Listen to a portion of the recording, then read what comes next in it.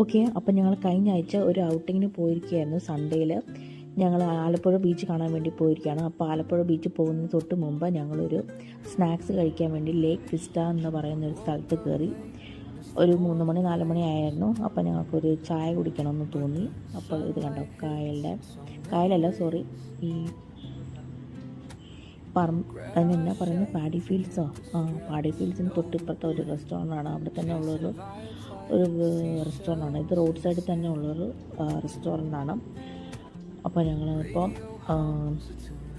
ഞങ്ങളെന്താ order ചെയ്തതെന്ന് വെച്ചാൽ, ഞങ്ങൾ പ്രത്യേകിച്ചൊന്നും ഓർഡർ ചെയ്തില്ല. ഞങ്ങൾ 3 കാപ്പിയും പിന്നെ 2 പഴംപൊരിയാണ് ഓർഡർ ചെയ്തത് ആക്ച്വലി. അപ്പോൾ അത് രണ്ടും ഞങ്ങളിങ്ങനെ കഴിച്ചുകൊണ്ടിരിക്കുന്ന സമയത്ത് ഞങ്ങൾ ഓരോ വർത്തമാനമൊക്കെ പറഞ്ഞുകൊണ്ടിങ്ങനെ ഇരിക്കുകയായിരുന്നു. അപ്പോൾ അത് കഴിഞ്ഞിട്ട് ഞങ്ങൾ പിന്നെ ബീച്ചിൽ പോയി, ആലപ്പുഴ ബീച്ചിൽ പോയി.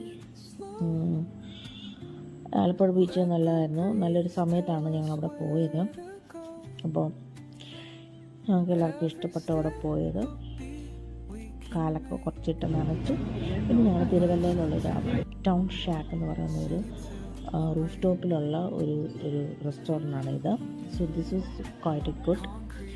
ഇവിടുത്തെ ആംബിയൻസ് ഒക്കെ വളരെ നല്ലതായിരുന്നു. എനിക്ക് ഭയങ്കര ആയിട്ട് നല്ലൊരു ഫീൽ ഗുഡ് ആയിരുന്നു.